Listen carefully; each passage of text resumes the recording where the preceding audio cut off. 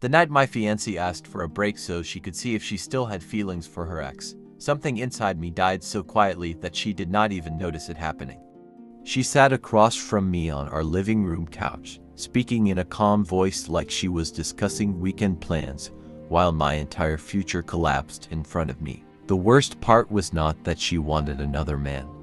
The worst part was that she truly believed I would wait around while she figured out whether I was good enough to keep. My name is Ethan. I was 27 years old when all of this happened, and until that moment, I genuinely believed I had my life figured out. I thought I was weeks away from building a future with the woman I loved. Looking back now, I realize I was standing inside a fantasy that had already started crumbling long before I noticed the cracks. I met Vanessa at a friend's birthday party 4 years earlier. She walked into the room carrying this sharp confidence that instantly pulled people toward her. She was funny without trying too hard, blunt in a way that somehow felt refreshing, and completely different from anyone I had dated before. We spent almost the entire night talking near the kitchen counter while everyone else drank and danced around us. By the end of the evening, I already knew I wanted to see her again. Within a few months we were inseparable, and after a year we moved in together. At first, everything between us felt effortless. We worked similar schedules, shared the same long-term goals, and slipped naturally into a routine that made life feel stable. Vanessa worked freelance as a graphic designer while I managed software development projects for a tech company. We were not rich, but we were comfortable. We spent weekends trying new restaurants, arguing over movies, and planning little vacations we usually could not afford but booked anyway. I truly believed I had found my person. When I proposed, it was simple and intimate. No giant crowd, no expensive photographer hiding behind a bush waiting to capture the moment. I cooked dinner at home, lit candles around the apartment, and asked her to marry me while she sat across from me in sweatpants holding a glass of wine. She burst into tears immediately and threw her arms around me. For weeks afterward, she could barely stop talking about the wedding. She sent me venue ideas at 3 in the morning, obsessed over flower arrangements, and spent hours building Pinterest boards full of decorations and dresses. Then slowly, almost invisibly, everything changed. At first the shift was subtle enough that I ignored it. Her excitement faded little by little until wedding planning started feeling like a chore she kept postponing. Every time I brought up details, she acted distracted. I would ask if she had picked bridesmaids yet, and she would shrug while scrolling through her phone. I asked about cake tastings, music, invitations, and she always gave the same answer. We still had time. She would deal with it later. I convinced myself she was stressed from work because accepting the truth would have meant admitting something was wrong between us. The moment that really lodged itself into my mind happened during a dinner with friends. Someone suggested one of those ridiculous relationship games people play after a few drinks. The question started harmless enough until somebody asked which past relationship we would relive if we had the chance. Without even hesitating, Vanessa laughed and said, "Probably Caleb." The room went silent so fast it felt like the air had been sucked out. Caleb was her college ex, the guy who cheated on her repeatedly before disappearing from her life. She realized immediately how bad it sounded and tried to laugh it off, mumbling something about unfinished chapters and personal growth, but I could not stop staring at her. Something about the way she answered felt honest in a way she had not intended. Later that night, when we got home, I asked her directly why she said it. She rolled her eyes and told me I was overthinking a dumb game. Then she kissed my cheek and changed the subject so quickly that I almost let myself believe her. Almost. After that night, I started noticing things I had ignored before. She guarded her phone more carefully. She smiled at messages she refused to explain. Plans between us got canceled more frequently because she was suddenly busy all the time. Sometimes she claimed she had work deadlines. Other times she said she needed space to decompress alone. None of it was suspicious enough on its own, but together it created this constant ache in my stomach that refused to disappear. Then came the Friday night that changed my life. I got home from work earlier than usual, excited because I thought we could spend the evening together for once. I stopped on the way home to grab takeout from her favorite Thai place and even picked up a bottle of wine. But the second I walked through the door, I felt it. The apartment was too quiet. Vanessa sat on the couch with her laptop open, but she was not typing. She looked frozen, like someone waiting for bad news. When I greeted her, she barely looked up. I remember standing in the kitchen unpacking containers while trying to convince myself I was imagining the tension. Finally, I asked if everything was okay. She closed her laptop slowly and told me we needed to talk. The moment those words left her mouth, I already knew something terrible was coming. Terrible was coming. I sat across from her while my heartbeat pounded so hard it made my chest hurt. Vanessa stared at the coffee table for several seconds before finally speaking. She told me she had been thinking a lot about us lately. Then she said she had also been thinking about Caleb. At first I honestly thought she was joking. I laughed because my brain refused to process what she was implying. Then she explained that she felt confused and needed space to figure out whether there were still unresolved feelings between them. She wanted a break from our relationship so she could explore those feelings before committing to marriage. I remember staring at her in disbelief while my mind struggled to catch up. We were engaged. We owned a home together. We had spent for years building a life side by side. And now she was calmly asking permission to audition another man before deciding whether she still wanted me. The most humiliating part was the way she tried to package it as something reasonable. She said she needed clarity. She said she wanted to make sure she was making the right decision before marriage. Then she actually told me that if things with Caleb did not work out, she would come back and we could continue our relationship stronger than before. That sentence changed everything for me. Until that moment, I had still been operating from heartbreak. But the second she implied I should patiently wait while she tested another option, heartbreak turned into clarity. I realized she did not see me as a partner anymore. She saw me as security.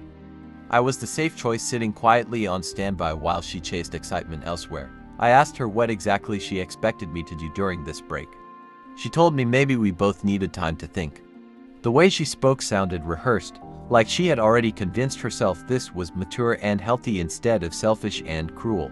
I stopped arguing after that. Something inside me went cold. I looked at her for a long time and simply said, "Okay, take your break." She seemed surprised by how calm I was. I think part of her expected me to fight for her. Maybe she thought I would beg her to stay or promise to fix things. Instead, I sat there motionless while she packed a bag to stay with her mother. Before leaving, she told me this was not permanent and that we would talk once she sorted out her feelings. Then she walked out the door believing I would still be there waiting when she came back. The second her car disappeared, I called my best friend Ryan. Ryan had known me since college, and unlike me, he had always been brutally honest about people. After hearing everything, he came over with pizza and spent the entire night helping me process what had happened. Somewhere around 2 in the morning, while sitting among half-packed takeout containers, he looked at me and said something that changed my perspective completely. "She already made her choice, man. The question now is whether you are going to make yours." The next morning, I woke up feeling strangely calm, not happy, not healed, but focused. For the first time since Vanessa dropped that bombshell, I understood that I actually had control over what happened next. The house was entirely under my name because I had bought it before we got engaged. Vanessa contributed to decorating and utilities, but legally it belonged to me. By Monday morning, I contacted a realtor and listed the property for sale. The housing market in our neighborhood was booming, and within days we already had serious interest. While Vanessa spent her break fantasizing about unfinished love stories, I started dismantling the life we had built together. I packed her belongings carefully into boxes. Clothes, makeup, shoes, decorations. She insisted we buy all of it.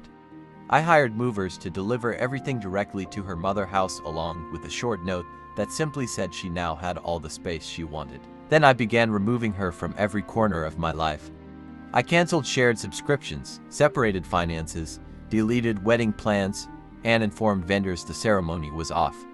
Each task hurt more than I expected, but it also made me feel stronger.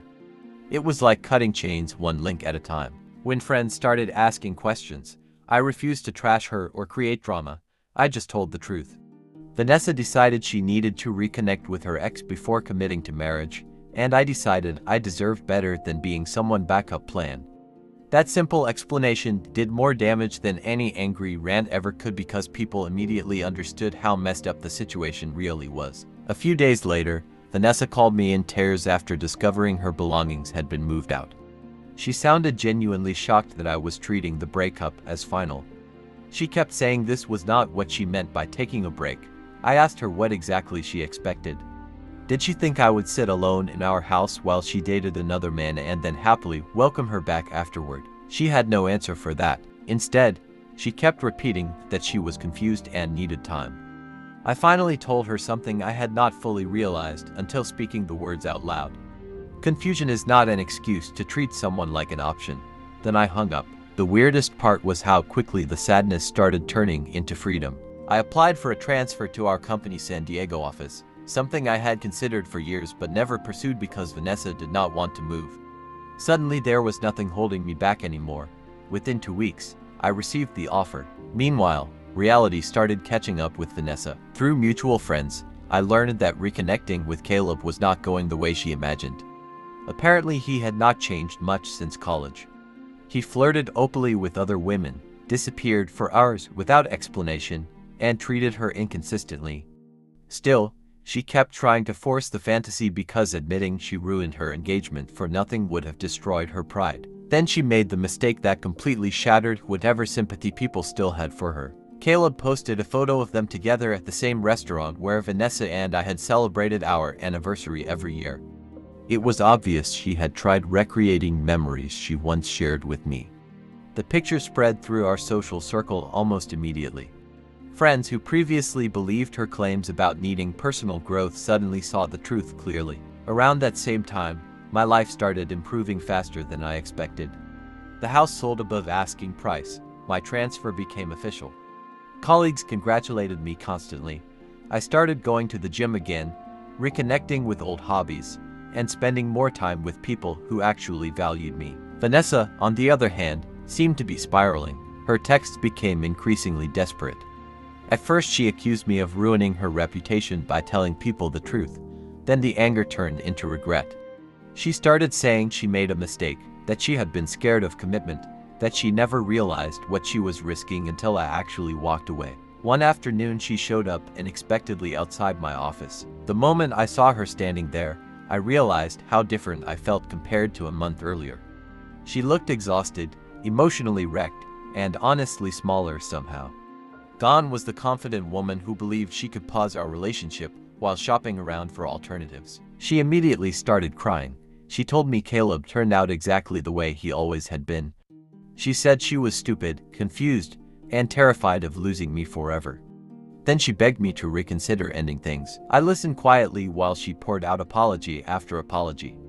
When she finally stopped talking, I asked her a simple question. If Caleb had turned into the perfect guy, would you still be standing here right now? The silence that followed told me everything. That was the moment I truly understood there was no saving us.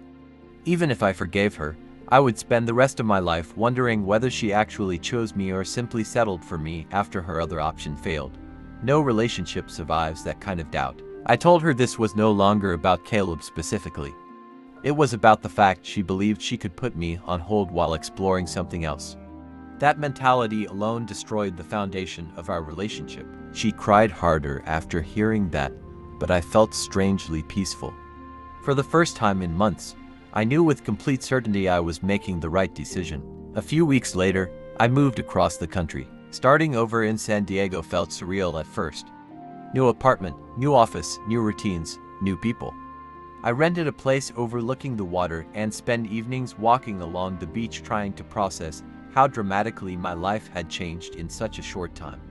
Slowly, though, excitement started replacing grief. I joined a climbing gym. I started taking cooking classes.